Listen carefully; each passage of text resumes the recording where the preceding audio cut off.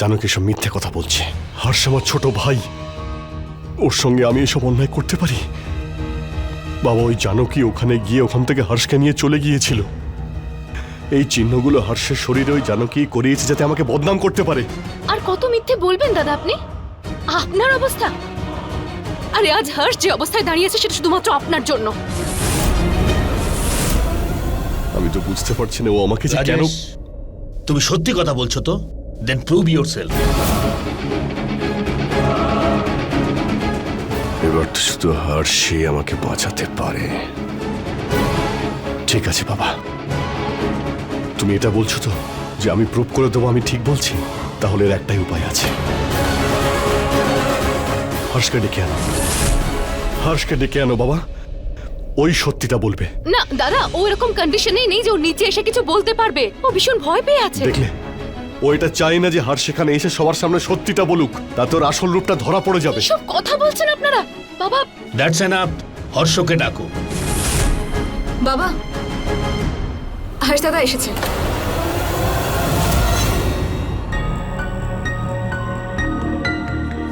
হর্ষ, হর্ষ, এদিকে আয় ভাই। আমার ভাই, দেখ ওরা আমার ব্যাপারে কি বলছে, শোন না। এদিকে আয়। তুই যা, আমি দেখে নিচ্ছি। তুই যদি সত্যিটা বলিস তাহলে জানকীকে টুকরো টুকরো করে ফেলবো। তুই তো জানিস আমি কি করতে পারি।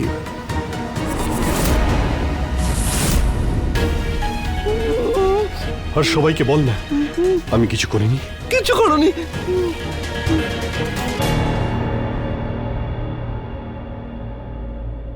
তুমি শুনলে বাবা? আর সবার সামনে বলল আর শেখর তুই শুনেছিস তো? এক মিনিট ড্যাড, তুমি দেখলে এক্ষুনি হর্ষ দা তোমাকে ভয় পাচ্ছে আর জানকী বৌদির পেছনে গিয়ে লুকোচ্ছে। তো তাই এটাই যেটা তুমি বলতে চাইছো, জানকী বৌদিকে টর্চার করেছে, কিডন্যাপ করেছে, সেটাই যদি হতো তাহলে ও জানকী বৌদির পেছনে গিয়ে লুকোতো না। ও ভয় পাচ্ছে তোমাকে। আরে কেন শেখর, ভয় পাচ্ছে চুপ তোমাকে? কর তো। কি বলতে চাইছিস তুই? জানকী যা বলছে সেটাই সত্য, আর আমি মিথ্যে বলছি? তুই সব সময় ওর হয়ে কথা বলিস, আর নিজের দাদাকে তো বিশ্বাস কর সব সময় বৌদি বৌদি বৌদি। কারণ যেটা সত্যি সেটা সত্যি রাজেশ দা। ভাই হওয়াটা যদি কোনো কিছুর প্রমাণ হতো তাহলে তো কোনো সমস্যাই হতো না। তোকে বুঝিয়ে চুপ করে কোনো যান আপনারা। দেখুন বাবা, যেটা সত্যি ছিল সেটা আমি বলে দিয়েছি। এবার সেটা বিশ্বাস করবেন করবেন না সেটা আপনাদের ব্যাপার। কিন্তু একটা ব্যাপার কিন্তু নিশ্চিত, যে আমি হর্ষকে ছেড়ে আর কোথাও যাব না। আমিও যাব না।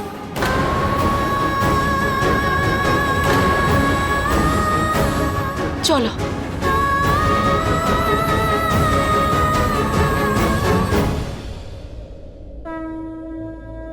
হে ভগবান, আমার হর্ষকে সব বিপদ থেকে আগলে রেখো।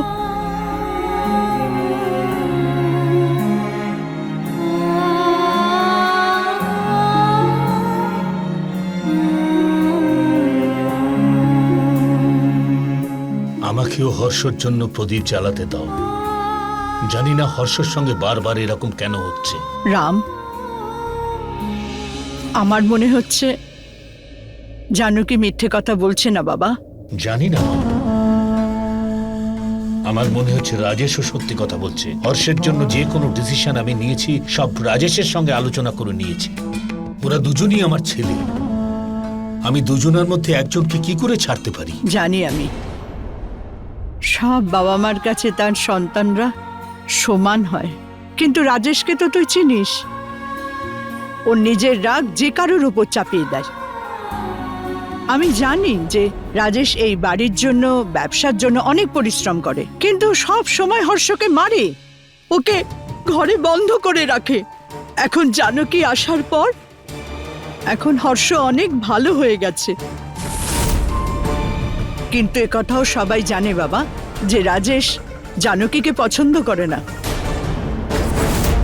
আমায় খুব তাড়াতাড়ি কিছু করতে হবে, না হলে বাবা বিশ্বাস করে নেবে যেগুলো আমিই করেছি।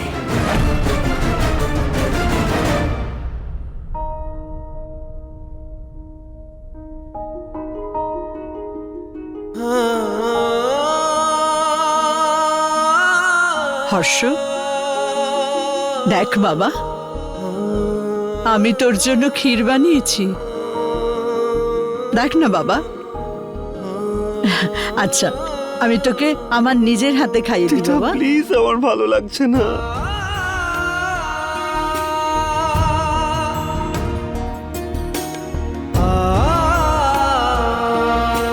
হর্ষদা, এই দেখো, আরে এটা তো remote control car. Let's play with it. চলো এসো। ইয়ে, ও ও, আরে কি সুন্দর দেখো চলছে। এই দেখো।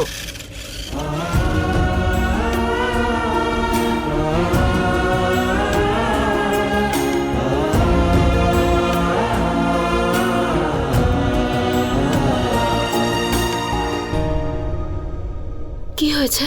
জানো কি মা, দেখ না, হর্ষ না কিছু খাচ্ছে না খেলছে। ভগবানই জানে কি হয়েছে ওর। ঠাম্মি,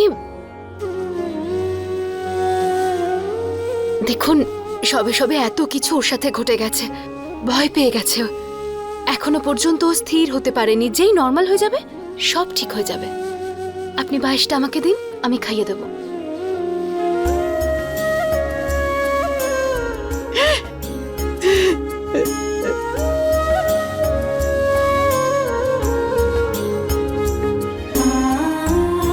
আরে কাঁদছো কেন?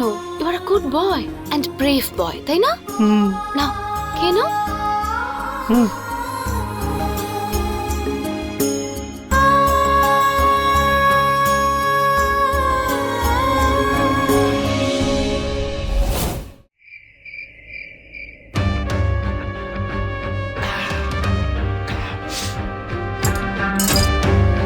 বন্দনা,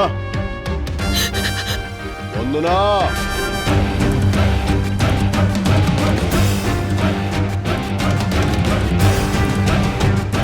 মরে গেছো নাকি? হ্যাঁ,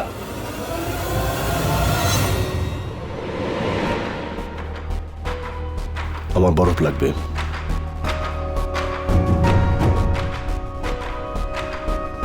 কি হলো? তুমি তুমি তুমি হর্ষকে শক কেন দিয়েছো?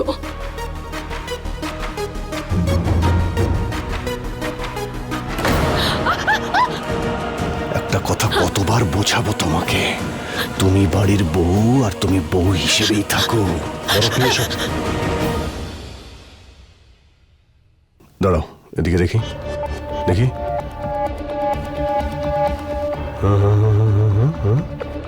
চুলগুলো ঠিক করো। রাজেশ শাস্ত্রীর বউ তুমি, যেন সেরকমই লাগে। যাও যাও যাও যাও যাও যাও।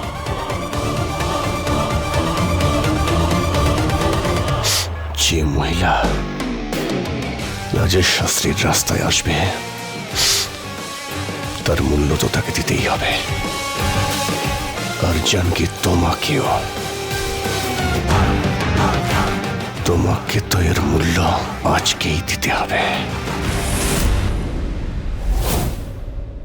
পায়েসটা এখন ফ্রিজে রেখে দিই, হর্ষ একটু বিশ্রাম করে নিক, তারপর খাওয়াবো।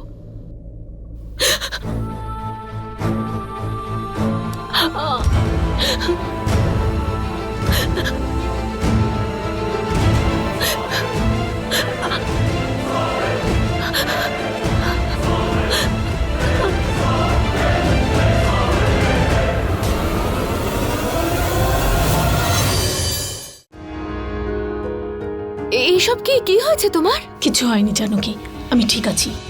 আরে না, কিন্তু তুমি বরফটা আমাকে দাও, আমি লাগিয়ে দিচ্ছি। বলেছি তো কিচ্ছু হয়নি, তুমি গিয়ে নিজের কাজ করো। বৌদি, কিন্তু আঘাতটা লাগলো কি করে তোমার? ওই ঘরের ভেতরে বাচ্চাদের খেলনা পড়ে গেছিল, আমি পা পিছলে গেছি, আমি খেয়ালই করতে পারিনি, ওই নিচে পড়ে গেছি, একটু ব্যথা পেয়ে গেছি, ঠিক হয়ে যাবে। সরি বৌদি, তবে এটা দেখে তো মনে হচ্ছে না যে তোমার পা স্লিপ করে আমি গেছে। বললাম তো জানকী, সবকিছু জানার তোমার দরকার নেই।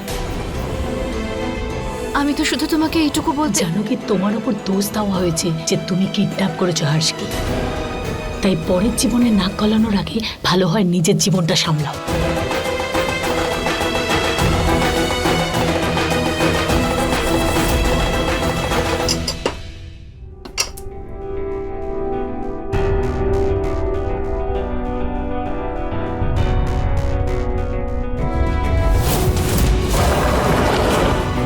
আমি শাস্ত্রী পরিবারকে তোমার থেকে বেশি আর তোমার থেকে ভালোভাবে চিনি।